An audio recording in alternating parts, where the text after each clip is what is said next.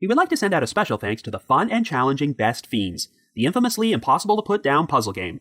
Download Best Fiends free today on the Apple App Store or Google Play. That's friends without the R, Best Fiends. Thank you, and enjoy the show. January 10th, 1983. Tacoma, Washington. 2-year-old Wallace Guidros is reported missing by his father, Stanley Guidros, who claims that he brought Wallace to a local park and last saw him in the company of an unidentified couple and a young girl.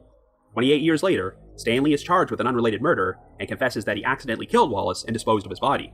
However, Stanley's confession is suppressed by the court, and since the search fails to turn up any trace of Wallace, he continues to remain a missing person. After that, the trail went cold.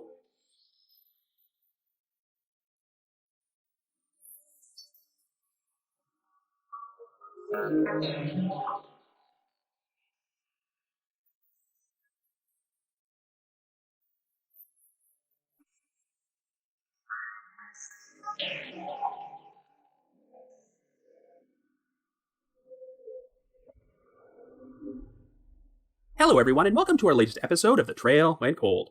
I'm your host Robin Werder, and today we're going to be exploring two missing children's cases: the 1983 disappearance of 2-year-old Wallace Guidros and the 1995 disappearance of 3-year-old Lenoria Jones. Over the years, I received separate requests to cover each of these cases, and even though they're not connected, there are a number of similarities between them, so I figured it would be a good idea to feature both of them on today's episode. Wallace and Lenoria were both persons of color who went missing in Tacoma, Washington. The two children were each reported missing by family members who claimed to have lost them in a public place, but the authorities would find discrepancies in their stories to make them believe they were not telling the full truth. In Wallace's case, his own father would be charged with another murder 3 decades later and confess to being responsible for his son's disappearance, but there was no corroborating evidence to prove his confession was true. The circumstances of Lenoria's case are even more bizarre, as she was being raised by her great-aunt, who seemed to be a very loving guardian, yet there are undeniable holes in her story about the circumstances of how Lenoria went missing, so investigators have always suspected her of knowing more than she's revealed. Also, a special shoutout should be given to a Reddit poster under the username Quirky Motor, who has done extensive write-ups for both these cases at the Unresolved Mystery subreddit in recent months, and these proved to be very useful resources at helping me research this episode. I'll begin the episode by sharing the details of Wallace and Lenoria's cases before I provide my own theories and analysis for both of them. However, before we get started, just a quick reminder that The Trail Went Cold is a weekly podcast, which is currently available for download on several platforms, including Apple Podcasts, Stitcher, Google Podcasts, and Spotify. So if you like this podcast, be sure to subscribe to it, and please leave us a rating or review on any of those sites to help spread the word and garner us more exposure. The Trail Went Cold is on Patreon, so if you would like to learn how to support the show, please visit our page at patreon.com/thetrailwentcold. For as little as $1 a month, you can garner access to exclusive rewards, which may include stickers and thank you cards, early access to episodes, and bonus content. So with all that out of the way, let us now start off by exploring the disappearance of Wallace Guidros.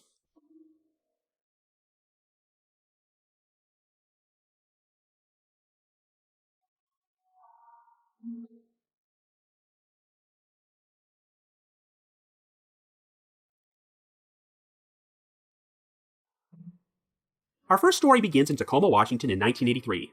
Our first victim is 2-year-old Wallace Guidros, who is the biracial child of his 25-year-old African-American father, Stanley Guidros, and his Korean mother, Chom Guidros. Stanley is a former Army soldier who was stationed at Fort Lewis and met his wife during a tour of South Korea, but he is unemployed at this time and lives with his family in an apartment in the suburb of Fife. At 7:42 p.m. on the evening of January the 10th, Stanley called the Tacoma Police Department from the payphone of a tavern at Point Defiance Park in order to report his son missing. Stanley claimed that between 2 and 2:30 that afternoon, he went to the park to go fishing with a pair of family friends and took Wallace along with him. After they fished for about 2 hours, Stanley and his friends went their separate ways, and he took Wallace to a duck pond near the park's entrance. It was here where Wallace started playing with a young Caucasian girl with long blonde hair who appeared to be 2 or 3 years old. Stanley said the girl was accompanied by a Caucasian woman whom he assumed to be her mother, and he would later describe her as being in her early to mid-20s with light blonde shoulder-length hair and long eyelashes. While the children played, Stanley said that he struck up a conversation with a bearded Caucasian man whom he believed was this girl's father. He described him as being in his late 20s or early 30s and around 6 feet tall with a medium build and shoulder-length sandy brown hair which was covered by a baseball cap. According to Stanley, the man pulled a beer out of his backpack and handed it to him, and since Stanley figured the girl's mother would be able to watch over Wallace, he decided to go for a walk with this man down the park's trails towards a waterfall. Stanley said that they drank beer together while discussing such topics as how bad the economic situation in Tacoma was at that time. However, when the two men returned to the duck pond about 25 to 40 minutes later, Stanley claimed that Wallace, the girl, and the woman were gone. Stanley and the bearded man agreed to split up and search the park for them, but after they went their separate ways, Stanley never saw the man again. After searching for nearly 2 hours, he could find no trace of Wallace or the two females, so he went to a payphone to call the police. An extensive search would be performed of the 700-acre park, which involved volunteers, helicopters, tracking dogs, and divers. Even after the duck pond was drained, Wallace could not be found. Stanley agreed to undergo hypnosis in order to help provide more detailed descriptions of the man and woman he had seen, and this allowed police to put together composite sketches for them. Even after the sketches were circulated throughout the area, neither the couple nor the girl who had been with them could be identified, though the police would receive an interesting anonymous phone call from a woman. She claimed she had been at Port Defiance Park with her own children on the same day Wallace went missing, and saw a man and woman matching the description of the couple who had been seen with Wallace. The woman said the couple made 2 separate attempts to abduct her kids, but her story was never verified, and this did not lead the authorities any closer to finding Wallace. The situation seemed to take an enormous toll on Stanley and Chom Guidros, who divorced 2 years after their son went missing. Chom subsequently moved to Illinois, but passed away in 1995 at the age of 37. Stanley moved back to his home state of Louisiana and got married to a woman named Petra in 2003, but her relatives would describe the marriage as being tumultuous, as Stanley was supposedly jealous and abusive towards her. He was also known for being a drug user, and was arrested in Louisiana on multiple occasions for various drug and theft charges. At around 5 a.m. on March 9, 2011, Stanley and Petra were sitting together inside Petra's Ford Mustang, which was parked behind a Burger King restaurant in the town of Houma. Petra had recently taken Stanley back following a separation, but the couple got into a heated argument, which escalated into Stanley stabbing his wife multiple times in the head and neck. Stanley then reportedly spent the next 7 hours aimlessly driving around with his wife's body in the back seat, before he finally stopped at police headquarters in the town of Zachary, over 100 miles away. He proceeded to turn himself in and showed the police his wife's body before he made a full confession about what he did. In August of 2012, Stanley would agree to plead guilty to second-degree murder and received a sentence of life imprisonment at the Louisiana State Penitentiary at Angola. Well, needless to say, the publicity surrounding Petra's murder brought Wallace's case back into the spotlight. Investigators revealed that due to some inconsistencies in his original story, they had never ruled out Stanley as a suspect. A couple who knew Wallace prior to his disappearance said they often saw him with injuries, bruises, and black eyes, and that Stanley would sometimes drop Wallace off at the residence and disappear for days at a time.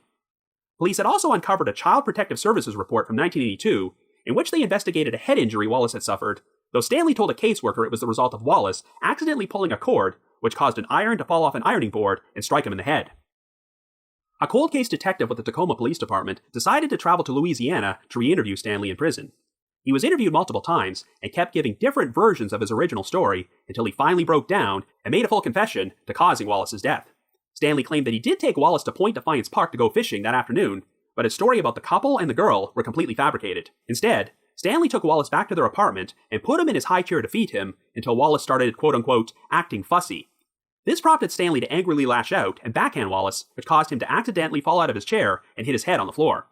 Once Stanley realized his son was dead, he took Wallace's body to an area located near Tacoma's waterfront and buried him in a shallow grave. He then subsequently went to a payphone and called the police to report Wallace missing and provided them with a fake story. Stanley said that the burial spot was located along Ruston Way, approximately 4 miles from Point Defiance Park, but even though a dig was performed at this location with cadaver dogs and radar equipment, nothing was found. The spot had been converted into a public park 3 years after Wallace originally went missing, so the land may have been moved or upturned.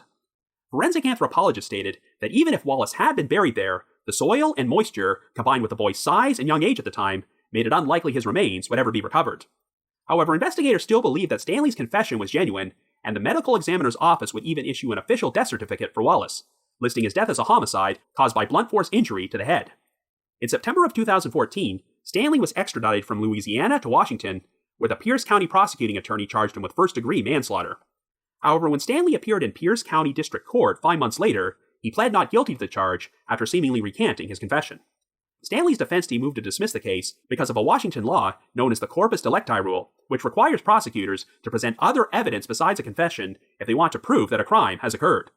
In July of 2015, a Superior Court judge ruled to suppress Stanley's confession and dismiss the manslaughter charge, stating that there was no evidence besides Stanley's own statements to support the prosecution's case.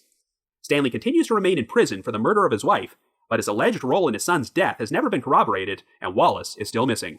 So I guess you could say, the trail went cold. So now let's move on to our next case.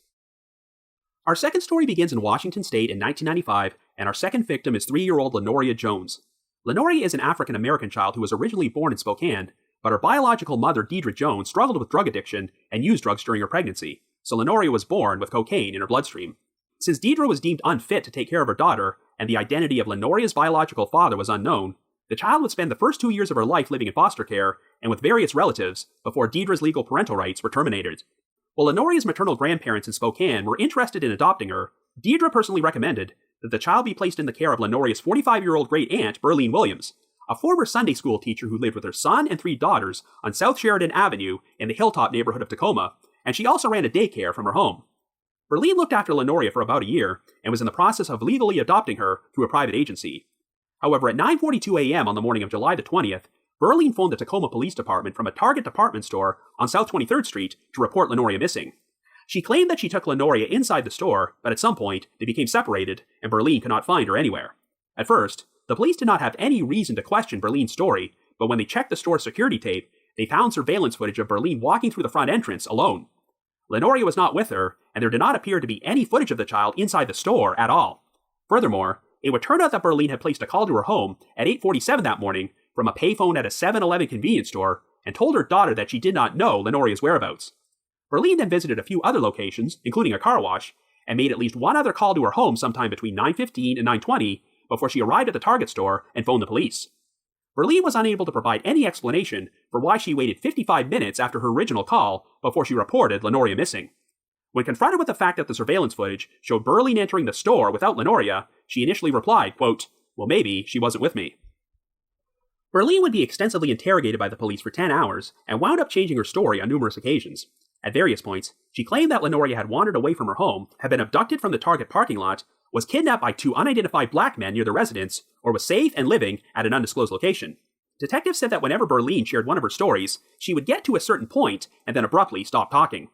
On July the 23rd, 3 days after Lenoria originally went missing, Burlene's family held a press conference outside her house, and one of her daughters read a statement containing the latest version of Burlene's story. Burlene now claimed that she was walking through the parking lot towards the Target store with Lenoria, when Lenoria said she wanted to get a new toy. Burlene responded by saying that she needed to get a bathing suit for herself, but after she finished, they could go look at the toy section. Burlene then said that she heard Lenoria reply okay before she walked into the store, but claimed that she never actually turned her head to check if Lenoria was behind her. It was not until after she grabbed a cart and walked into the sections with the bathing suits when Burlene noticed that Lenoria was no longer with her and she could not find the child anywhere in the store. So if Lenoria had wandered off, or something happened to her in the parking lot before she reached the store's entrance and Burlene never noticed, this would account for why Lenoria never showed up in any of the surveillance footage. While police asked Burlene and her children to take polygraph tests, they all declined to do so.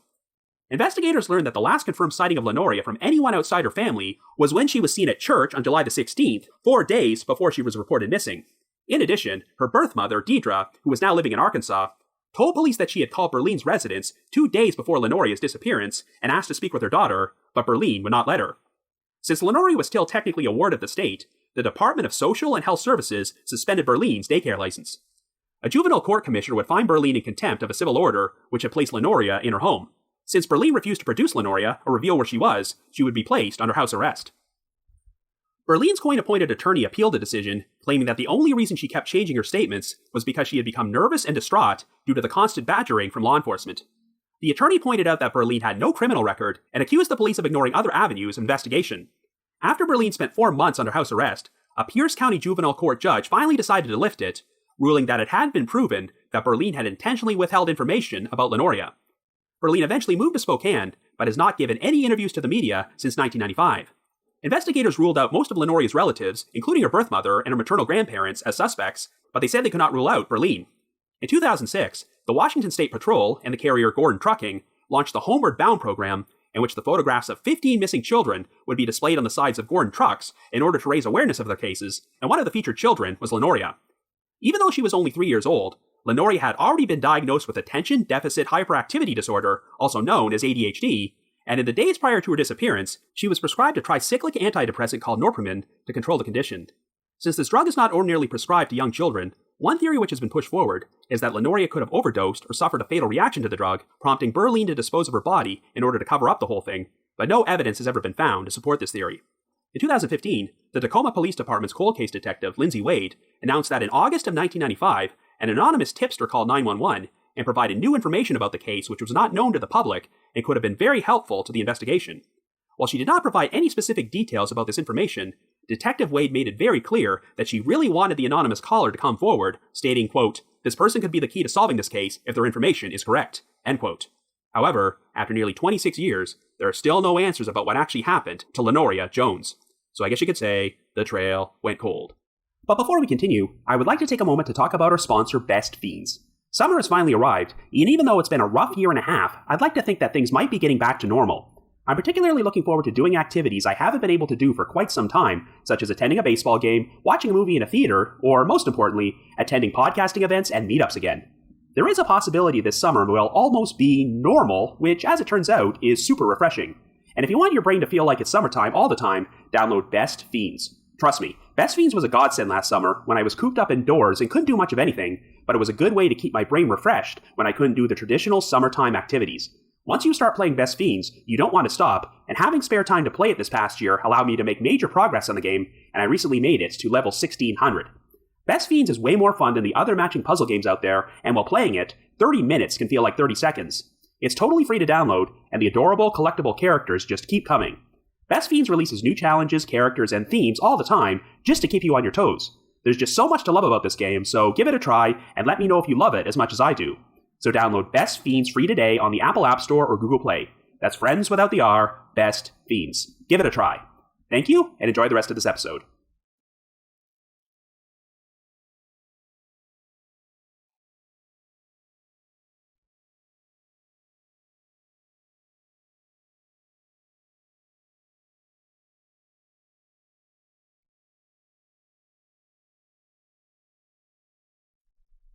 So here we have two cold cases involving missing children, where suspicion has been cast upon the guardian, but the circumstances of how these cases played out are quite different. If you look through the original press coverage of Wallace Guidros's disappearance, his father Stanley comes across as a pretty believable grieving father, and if the police had any misgivings about his original story, they never publicly said so at that time. However, in the case of Lenoria Jones, it's pretty obvious that the police had issues with the story provided by her great-aunt, Berlene Williams, right from the very beginning. Obviously, Stanley Guidros would be portrayed in a much worse light decades later when he was charged with murdering his wife and confessed to killing Wallace. While I do not believe this was public knowledge back in 1983, it looks like there were stories about Stanley having mistreated his son prior to his disappearance. But this is a sharp contrast to Berlene Williams, because even after she was placed under a cloud of suspicion, I have never heard one story about her mistreating Lenoria or any of her own kids. In fact, until Lenoria went missing, it sounds like Berlene was a model citizen whose entire life was centered around taking care of children, and you get the impression that she genuinely loved Lenoria and wanted to legally adopt her. Berlene certainly does not fit the profile of someone you would expect to harm a child, and I have no idea what her potential motive could have been, yet I cannot overlook the major discrepancies in her story from the day Lenoria went missing. While we know that Stanley Guidros is going to remain locked up for the rest of his life, Berlene Williams has pretty much stayed completely out of the spotlight for the past 25 years, and I have no idea what she's up to today. But before we talk about Lenoria's case any further, let's discuss the circumstances of how Wallace Guidros went missing. I believe I first became familiar with Wallace's case after stumbling upon his profile page at the Charlie Project in around 2009 or 2010. At that time, Stanley had not yet been arrested for killing his wife, and there was nothing in the write-up to indicate he was considered a suspect in his son's disappearance, but I still thought that something was off about his story.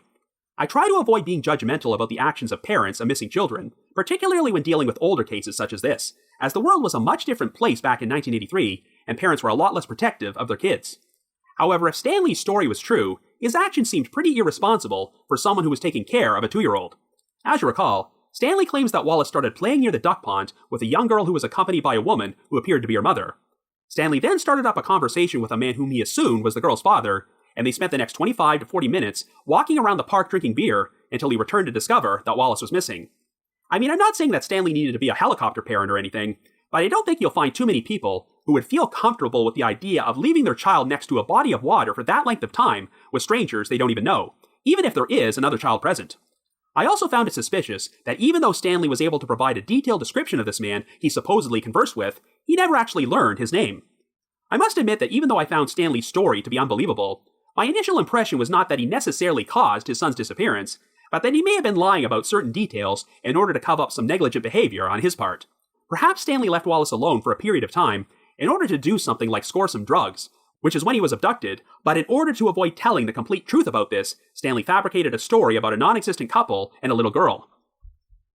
To be fair, there was one anonymous female caller who seemed to corroborate Stanley's account, since she claimed she saw a couple matching that description in the park that very same afternoon, and they tried to grab her children.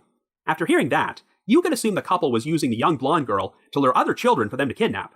But assuming that the anonymous call wasn't a hoax, I guess an alternate explanation is that this woman legitimately did remember seeing a couple in the park that day, but exaggerated the details of her story. She could have seen the composite sketches of this man and woman in the newspapers, and once she read they were potentially involved in the abduction of a child, she may have convinced herself that they attempted to go after her children. Likewise, it's also possible that Stanley saw a couple matching this description in the park that afternoon and used them as the basis for his fictitious story, and then just got really lucky when another independent eyewitness also recalled seeing them. If Stanley was responsible for Wallace's disappearance, the way he handled things by fabricating an elaborate cover story is in sharp contrast to how he handled the murder of his wife, Petra, in 2011. In that case, Stanley made no attempt to get away with it, as he literally drove around for hours with his wife's body inside the car before he turned himself in at a police station. But if he was carrying a lot of guilt about what happened to Wallace, perhaps Stanley finally decided he needed to face punishment. It's interesting to read some of the original newspaper articles from 1983, which mentioned that Stanley had to be taken to the hospital after overdosing on some pills only 2 days after Wallace went missing. While the overdose was reported as being accidental at the time, knowing what we know now, you have to wonder if this was a suicide attempt. Of course, committing second-degree murder is an automatic life sentence in Louisiana, so regardless of what happens with Wallace's case, Stanley is never getting out of prison. After confessing to Wallace's death, you might be wondering why Stanley ultimately decided to plead not guilty to the manslaughter charge when he had nothing left to lose, but he did openly express his fear about being labeled as a child killer. Remember, people who harm children are considered to be the lowest of the low in prison, so pleading guilty to killing his own son could make Stanley's life sentence a lot more difficult. While there were other witnesses who claimed that Stanley was abusive and neglectful towards Wallace prior to his disappearance, the court stated that this only proved Stanley was a bad parent, not that he committed manslaughter. So there really isn't any evidence against Stanley besides his own confession, which has been suppressed. The state tried to appeal this decision, and if you search online, you can find the opinion from 2016, where the state of Washington Supreme Court upheld the ruling. Oddly, the opinion stated that Stanley's defense team had alleged that the FBI once filed an application for a search warrant because they had information that the boyfriend of Wallace's mother, Chom Guidros, traveled to Tacoma and abducted Wallace and took the boy to Texas to be with him and Chom. I wish I had more information about this so-called boyfriend, because even though Stanley and Chom divorced 2 years after Wallace went missing, does this mean she was already having an affair with this man in 1983? When Wallace disappeared, Chom did not talk much to the media because she spoke very little English, but it's too bad that she passed away years later, because I definitely would be interested in hearing her perspective of what Stanley was like at that time and if he mistreated their son. But without knowing anything about Chom's boyfriend, I don't think I'll put much stock into this alternate scenario of him abducting Wallace. When you look at all the facts of this case, Stanley being the responsible party really does make the most sense. Now, it sounds like the first part of Stanley's story is actually true, as a pair of family friends did corroborate that they all took Wallace fishing at Port Defiance Park on that particular afternoon. However, these friends parted ways with Stanley at around 4:30 or so, and until Stanley called the police at 7:42, it does not sound like there were any other independent eyewitness sightings of Wallace. Stanley tried to account for this 3-hour window by claiming that he spent the first part hanging out with the unidentified bearded guy, but after they separated, Stanley said he spent the next 2 hours searching for Wallace on his own before he called the police from a payphone. While 2 hours does seem like an awful lot of time to be searching for your missing child alone without seeking help, especially when you consider that this was January and it would have gotten dark right around the time Wallace went missing. So I think there's a good chance that Stanley waited so long to call the police because he needed that time to cover something up. The story Stanley provided during his confession was that he took Wallace home, placed him in his high chair to feed him, and lost his temper when the child started acting out, which prompted Stanley to backhand Wallace and accidentally kill him by knocking him off the chair onto the floor. After burying Wallace's body near the waterfront, Stanley came up with his story about the couple and a young girl before he went back to the park to use a payphone to report his son's disappearance. While 3 hours is not a large window of time for these events to play out and Stanley to dispose of his son's body, it's certainly possible this could have happened. However, even if Stanley did kill Wallace, I would question whether his version of events is the truth. While thousands of kids are injured from falling out of high chairs every year, only a very small percentage of them are actually killed by this. So this may have been a case where Stanley wanted to confess, but twisted the story in order to make it sound like his son's death was some sort of freak accident caused by him momentarily losing his temper. If the stories of Wallace being seen with bruises and injuries, and Stanley being openly hostile towards his child are true, then I fear the actual circumstances of Wallace's death were a lot worse. Regardless, even if Stanley was telling the truth about the location where he buried Wallace, it sounds like investigators do not believe his remains were recoverable after all this time. Unless other corroborating evidence emerges, then I don't believe Stanley will ever be prosecuted for this crime. If he was the guilty party, then at least we can take comfort in knowing that he will never be a free man again, so in that sense, justice was ultimately served. But it would still be nice if Wallace's remains were recovered someday, and the authorities could completely close this case by giving him a proper burial. So now let's move on to Lenoria Jones's disappearance, which, in my opinion, has a lot more ambiguity. The circumstances of Lenoria's life are so tragic because she was born with cocaine in her system because of her mother's drug addiction, and I'm not sure anyone ever determined the identity of her father. But before she went missing, Lenoria did seem to be on the path to living a stable life in a loving home, because as someone who had 4 children and ran her own daycare, Burlene Williams fit the profile of an ideal caregiver for a troubled child. If you've seen the photo of Lenoria on her missing poster, it's a professional portrait in which she's smiling and has her hair braided, so it does look like she was being well cared for until she went missing. Like I mentioned earlier, I have not heard one allegation about Burlene having abused or mistreated her own children or any of the kids she watched over in her daycare, but that doesn't change the fact that the Target store surveillance footage completely contradicts Burlene's story about Lenoria's disappearance. Even though she changed her story several times when being questioned by police, it seems like the version she finally settled on was that Lenoria was with her when they walked through the parking lot towards the store, but Burlene never actually looked behind her to check on Lenoria until long after she went inside. So if something happened to Lenoria before she reached the front entrance, such as her wandering off or being abducted, and Burlene did not notice, then this would account for why Lenoria never showed up in the surveillance footage. However, this story is not particularly believable, as I'm sure most people with a 3-year-old would hold onto their hand or at least keep their eyes on them when walking through a parking lot. The surveillance footage did confirm that Lenoria never attempted to look behind her when she entered the store, which seems pretty unusual for someone who is supposed to be accompanying a small child. And another issue is that Burlene phoned her daughter from a convenience store nearly 1 hour earlier to say she didn't know where Lenoria was, which contradicts her own claim that she was speaking to Lenoria while they were walking through the Target parking lot. No matter which story Burlene provided, there didn't seem to be any version which did not contain a number of discrepancies. At the very least, it sounds like she was hiding something, but if she made Lenoria disappear, what could her motive have been?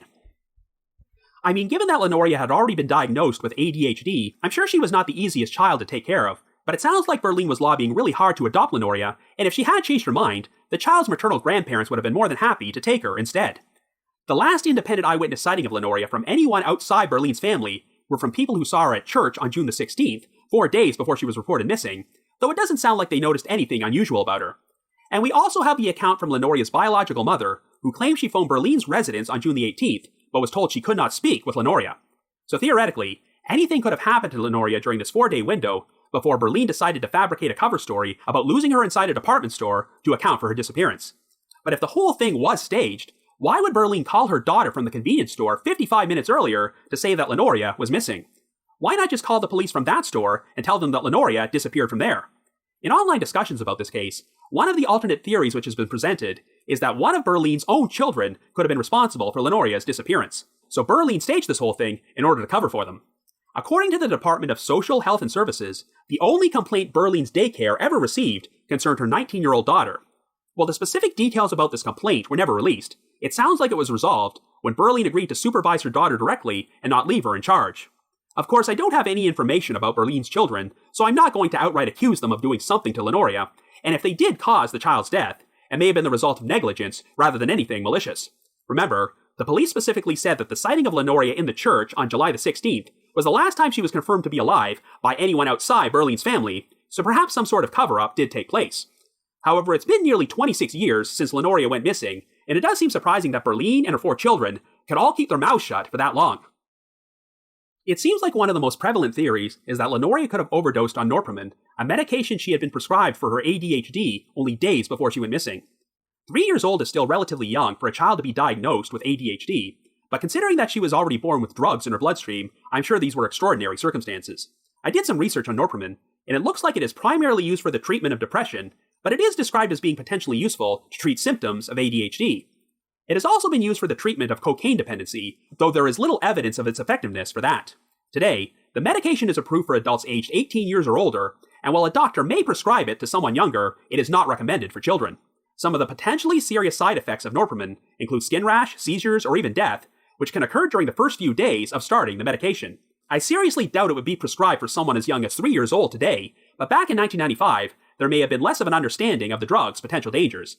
Unfortunately, there aren't many specific details available about how or why the decision was made for Lenoria to start taking norpinephrine, but the sources, including the Charlie Project, state that the medication was prescribed to her. If Burlene had decided on her own accord to give norpinephrine to Lenoria and the child wound up overdosing, then yes, I could see her deciding to dispose of Lenoria's body and orchestrate a cover-up. But if the medication was legally prescribed by a doctor and Burlene was just following instructions, why go to these lengths? As a daycare provider, Perhaps Berlin felt that losing a child on her watch would seriously damage her reputation and destroy her livelihood, as no one would ever allow her to supervise her children again. However, because she provided such an unbelievable story about Lenoria's disappearance, Berlin's daycare was shut down by the state anyway.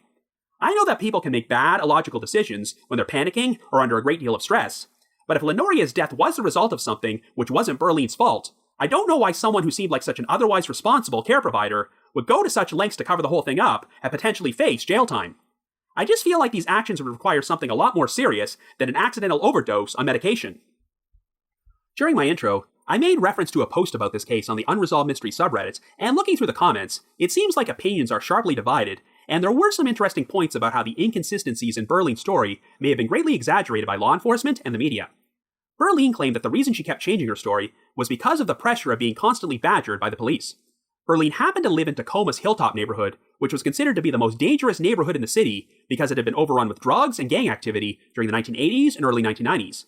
So perhaps when this African-American woman from Hilltop reported a child missing, and the police found aspects of her story to be unbelievable, they developed tunnel vision and started thinking she was responsible without looking at other possible angles, even though there was nothing in Berlin's background to suggest she was a criminal. But I don't know. There are just too many murky and unexplained details about this case for me to draw a definitive conclusion.